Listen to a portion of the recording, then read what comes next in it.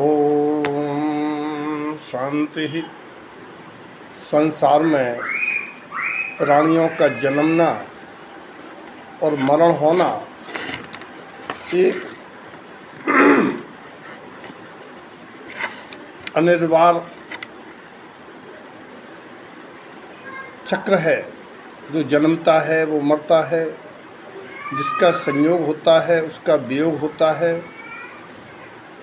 संसार में जीवों को मोहवश उन संयोगी जीवों के वियोग होने पर बहुत पीड़ा होती है। ये क्षण बहुत दुखद होता है। बहुत ही दुर्लभता से प्राणी स्वयं को संभाल पाता है और ये लंबे समय तक जब जब अपने जीवन के क्षणों को स्मरण करेगा तब तक उसे वेदना होगी। ज्ञान बल ही है जिससे जीव अपने को संभाल सकता है। जिस समय राजा दशरथ के पुत्र भरत ननिहाल से लौटे, दशरथ के मरण से व्याकुल भरत को मुनि वशिष्ठ ने यही बात कही थी कि हानि लाभ जीवन मरण जस अपजस विधि हाथ। यद्यपि कहने वाले मुनि वशिष्ठ भी व्याकुल थे। समझाना बहुत कठिन है, समझाना सरल है, समझना बहुत कठिन है। प्रत्येक जीव अपनी अपनी आयु लेके आता है। उसकी आयु पूर्ण होने पर उसे संसार में कोई बचाने वाला नहीं है।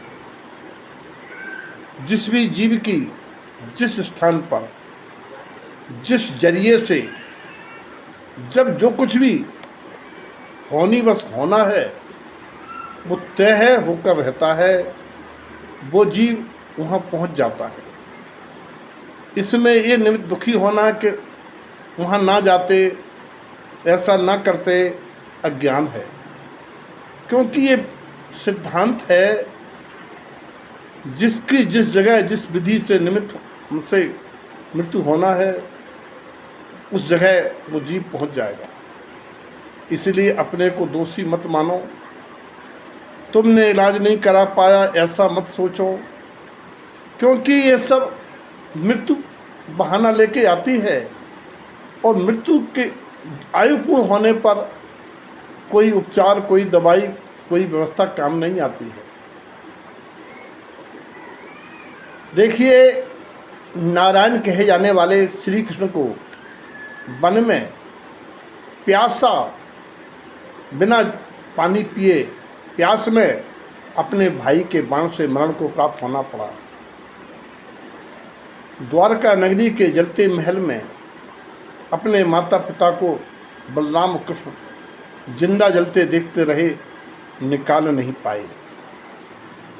कहाँ गए वे राम लक्ष्मण कौरव आदि भरत चक्रवर्ती जैसे? इस संसार में कौन है जो जन्मा हो मरण को प्राप्त ना हुआ हो? गौतम बुद्ध की कहानी आप सबने सुनी है।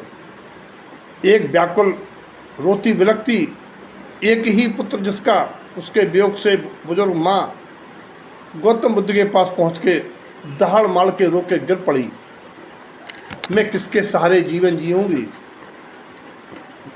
उन गौतम जी ने कहा, आपका बेटा जीवित हो सकता है, आप केवल 4 दाने सरसों के ला दो, बशर्ते सरसों उस घर की हो जिस घर में आज तक कोई मरा ना हो।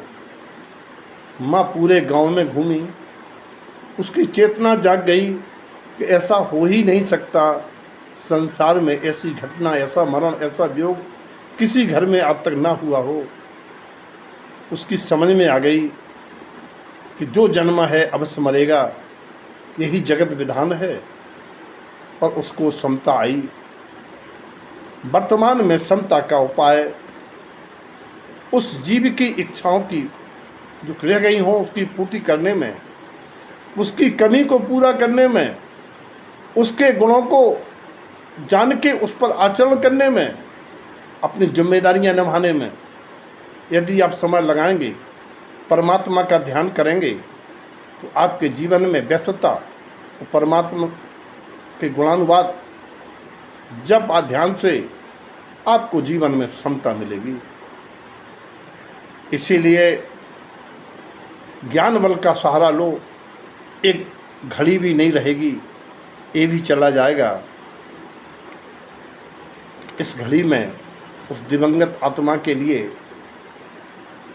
शांति की बहुत बहुत परमात्मा से विनती, मंगल आशीष, मंगल भावना, और परिवार के सभी जीवों को ऐसे दुख के क्षण में धैर्य धारण करने की शक्ति मिले, परमात्मा से ऐसी विनती करता हूँ। ओम शांति, ओम शांति, ओम शांति।